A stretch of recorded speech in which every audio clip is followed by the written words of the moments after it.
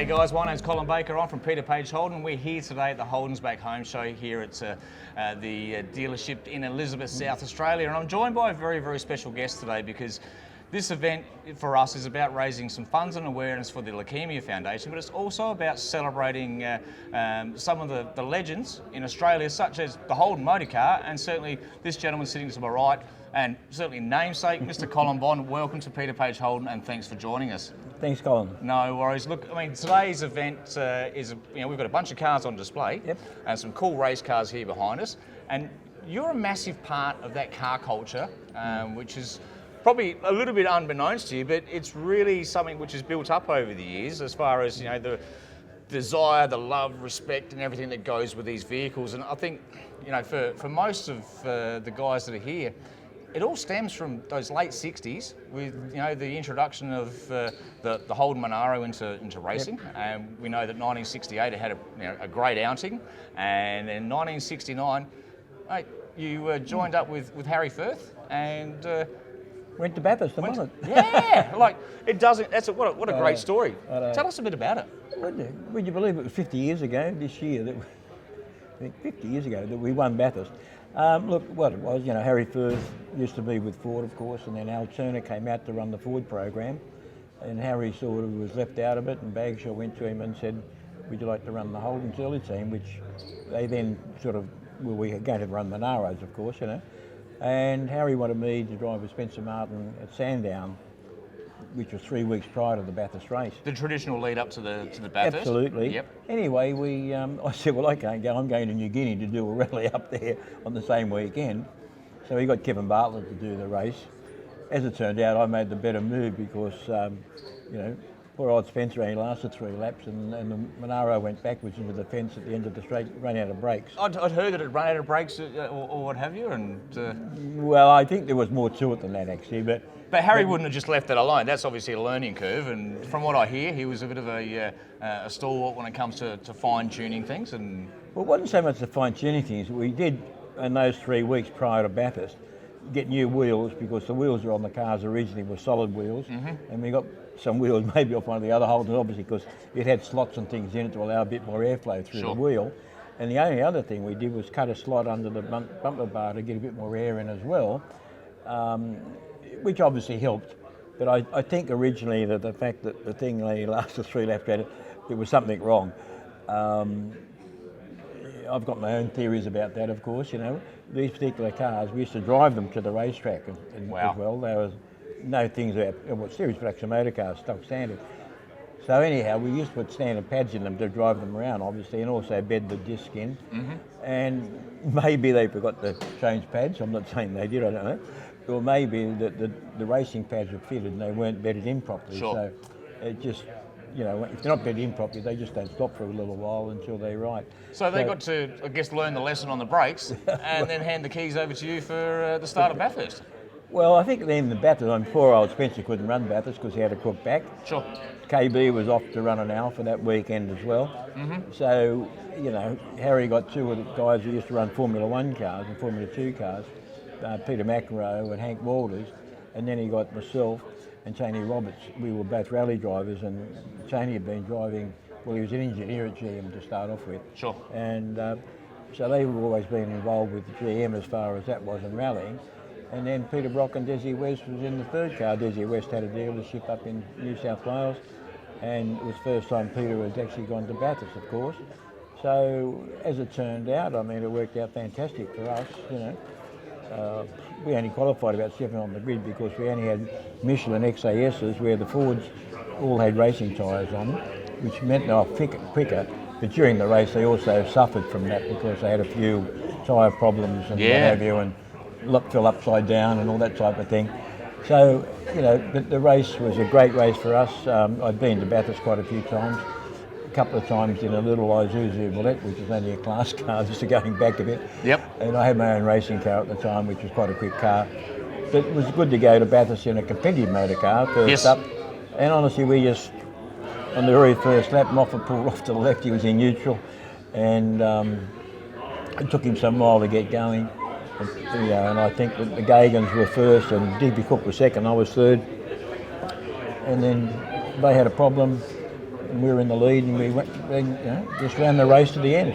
So really an absolute case of, to finish first, you must first finish. Absolutely. There's no doubt about that. And, I guess for my generation, looking back at some of that wonderful footage of the day, the ultimate respect is the fact that here's a car you took off the showroom floor, did a couple of little tweaks to, drove it to the racetrack, smashed around for 500 miles, I think, as it was, and still managed to pull her up down the Conrod Straight and turn onto the pit straight there and cross the line first, and leave a legacy that really has stood the test of time and inspired so many people. So I guess from me as a rev head to you, thank you so much for what you did back then, because that really has made a pathway for some absolutely fantastic machines and a history with Holden that's is something to be proud of. Well, they used to say in those days, you win the race on Sunday and you saw the cars on Monday. Yep. Which was the case because the cars were identical to what you were selling. Yeah. I can't say the same today though. No, you're absolutely spot on. I can't see Jamie Wincup or Shane Van Gisbergen jumping in their ZB Commodore from our service department and heading up to Bathurst for the weekend. So I think that's I guess looking back on that era, that's what paved the way for where we are today. There's no doubt about that, and mate, an absolute credit to you, because that was probably one of the starts of. Not even a start, but one of the peaks in your career. And there's so much more I really want to talk to you about that. But we've even got one of these really cool machines behind us that's Tiranas were a whole nother step. I mean, the Monaro, when we're talking about a big heavy car, and you coming across the top through McPhillamy Park and down through the Dipper and what have you, just real briefly, in that seat with that lap sash seat belt and that big bus steering wheel, how did you do it? Well, we didn't know any better. I mean, just basically it was big the first time. But the steering wheel was only really thin things. No, look, it was. I mean, they were a great car in their day. I mean, Bobby Morris and myself did go back about 20 years later, and they wanted us to drive around again. We came back and said, "My God, how do we do that?" Because cars have obviously advanced over the years, Absolutely. And that's the way things are. You can't compare, current cars with old cars in a lot of respects. No. I like looking at old cars, but I just think they don't drive as well as modern stuff. But that's it. You are spot on there, and I get to see so many people with their older vehicles, and we've got a great registration scheme here in South Australia that allows us to put these cars on historic rego now, because you don't want to drive them every day. No. That ruins the experience. You jump in on a Sunday. You burn your backside on the seat, you burn your hands on the steering wheel, you sweat it out while you're cruising down the road, but you pull up at your destination and you go, how cool is this, That's true. And they turn heads everywhere they go. So, look, we really appreciate you taking the time today to come over and spend the day down here at Peter Page Holden for the Leukaemia Foundation. It's great to have the team from Castrol support the event and enable us to have you here. So we'll probably catch up a little bit later on with some other cars, but for the moment, Cole, thank you so much. Okay, thank you. No worries. Thanks, guys. We'll be back soon. Good. All right, we're down here at Peter Page Holdens at the Holden Back Home event for 2019. I've got Luke Page here. Luke, mate, there's people everywhere today, don't Yeah, it is. Thanks, mate. It's a huge day for the calendar for us as a dealership. Great way to raise money for the Leukaemia Foundation. All started with our service manager, been with us. The fourth event we've done in a year now is in the Australian Muscle Car Run, which is probably one of the Leukaemia Foundation's biggest fundraisers. And as part of that entry, every year we put together this event, clear out the showroom, clear out the workshop, clear out the backyard, all for putting some pristine old Holden cars, and there's some absolute crackers around. Yeah, mate, I was just going to say, we're having a look around, there's some absolute weapons here, mate. And so today, it's, as I said, all about raising money for the Leukaemia Foundation. Just one, how do you get involved? Two, how many cars and how many people do we have here today? Yeah, well, there's 150 entrants, and we've sold out. We've packed out the place from front to back, so we can't fit another car in. So each entrant, they put in their donation of $30 or $50, depending on where they're parked as an entry. Those lucky people who do enter will actually get to the opportunity to drive their Holdens through the old Holden plant. We've got a police escorted guided tour through there this afternoon when the event finishes.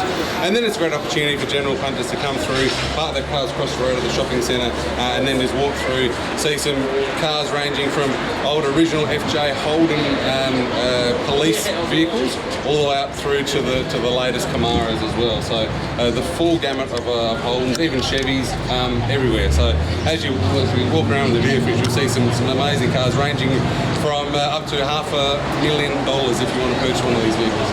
Yeah, no, there's some very good cars. I might put one on Rocky's account for us, but mate, I've had to park in Salisbury just to get in today. The place is absolutely packed. Even you've got racing legend Colin Bond in the house as well, mate.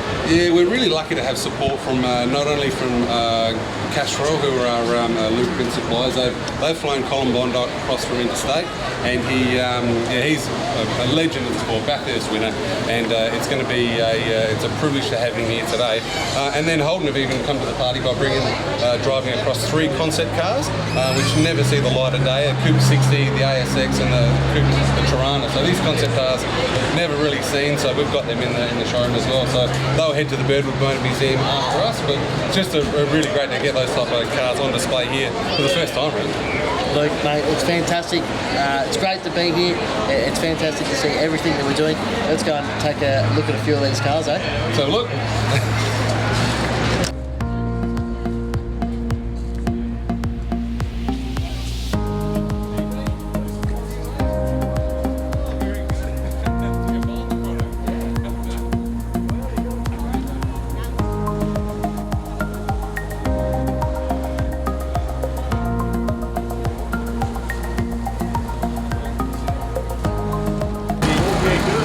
And great support from local businesses like the Sandman Coffee. Right behind me here we've got the Jumpy Castle out the back for kids, and some other food and eateries all the way around as well. So really good support from everyone locally around the area.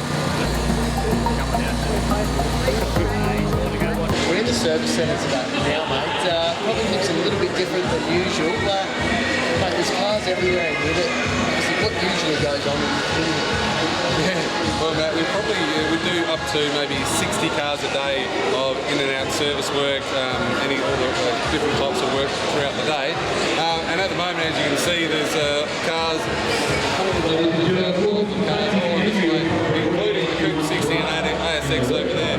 It's a great opportunity for us to actually clear out the workshop for a day, give it a good scrub, and raise some money. Across there we'll pan to after, there's some silent auction items as well, so a lot of good donations from the community through Central Districts, different wineries, Prince have donated all their goods, and there'll be a silent auction which will be taking place this afternoon as well.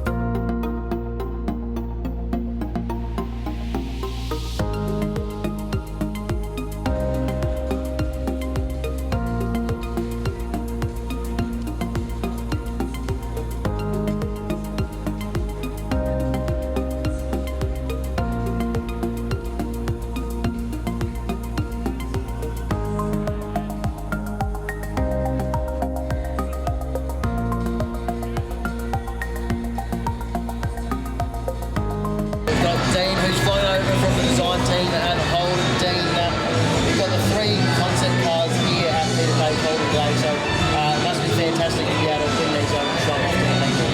Yes, it is fantastic to bring them, and I'm glad that we could bring the 3 cars up this weekend again. We've got the Tirana over there, the TT36, and we brought the SSX as well, and Coupe 60. Mate, they're 3 very impressive cars, obviously concept cars, so they've never made it onto the road, but to be able to, for the people to see what Holden have been working on, it must be exciting to share that with them. Yes, it is exciting, and with my job role as well, it's exciting seeing the different models and vehicles coming out, prior to them coming out, and it's good to be able to talk to people about the cars and have the cars on display. And out of the 3, have you got a favourite? Out of the 3, yeah, probably 260. Very nice one, mate. Thank you very much for your time, and enjoy the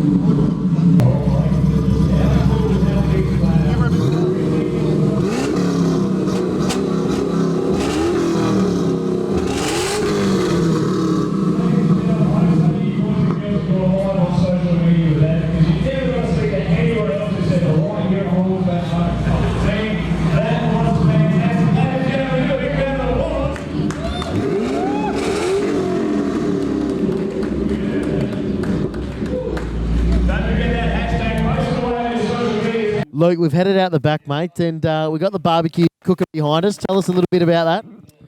Yeah, mate, there's a lot of volunteers that are helping out today. We've got a crew from Peter Page Holden behind the barbie there. Benny's pit stop. Benny's one of our service advisors. Also, Katie's is a chef as well. So it's really great to have everyone on board, helping out and doing what they can for the day to make it such a successful event.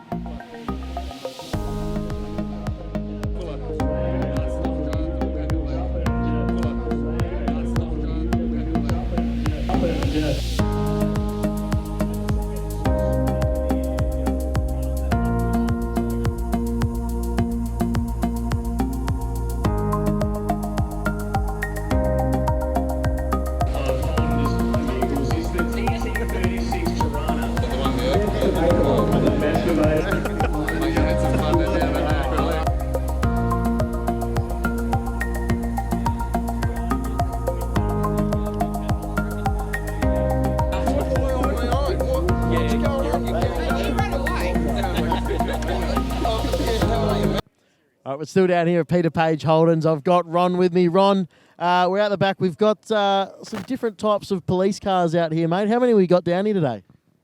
I think we got 4. Yeah. And yourself, how many of them have you driven yourself? Pretty well all of them. Do you have a favourite today, mate? No, my favourite's not here. That's the Chrysler Royal.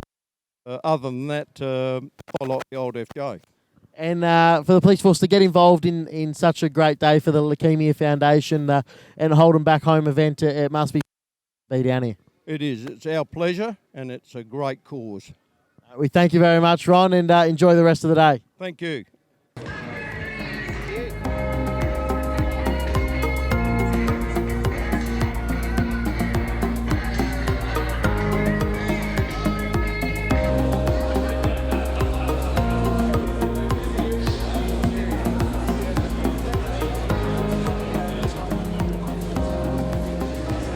All right, we're back with Colin Baker, Service Manager of Peter Page Holden. Colin, we're now going to talk about your own car, mate. Just tell us a bit about this beauty behind us. Hey, mates. Matty, this is my passion, all right?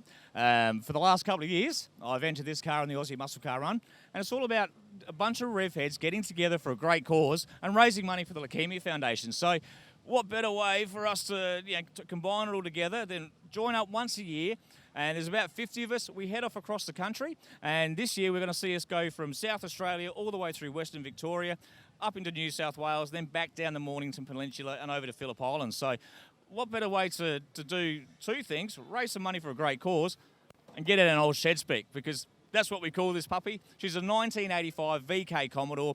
It rattles, it squeaks, it bumps, it sucks through petrol, but my God, it's fun. Mate, it's an absolute beauty. And just tell us a little bit more. Last year, how much money did you guys raise for the Leukaemia Foundation alone? Yeah, look, I mean, combined between the 50 entrants, we raised about $550,000. That's amazing. I mean, to get some guys that, you know, really got grease under their knuckles to, you know, get out and wave the flag, put on events like this where we get a chance to put it to the community and get some dollars inside of that tin. It all goes directly back to the Leukaemia Foundation. And, you know, some of the support services that those guys provide is absolutely priceless, and we can't help them enough. So, you know, we've even got a guy here today, he's come over...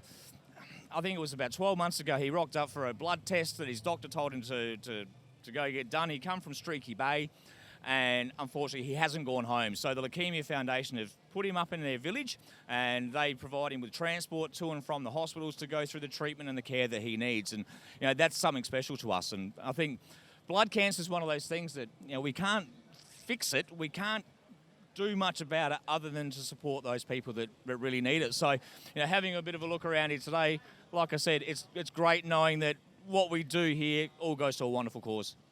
No, it's absolutely brilliant. And to see the concept car get fired up as well, that really got the crowd going, didn't it? Hey, mate, they love it. I mean, there's nothing like hearing a good Aussie V8 pumping out its side exhaust pipes, and particularly from a sexy car like that. I can't thank the team from Holden Design enough for bringing that car over from Melbourne just for us today. It's really overwhelming. Colin, thank you very much for joining us, mate, and thank you for being such a part of such a great day, and good luck with the rest of it. Good on you, Matty. Thanks so much. Thanks so much, Colin.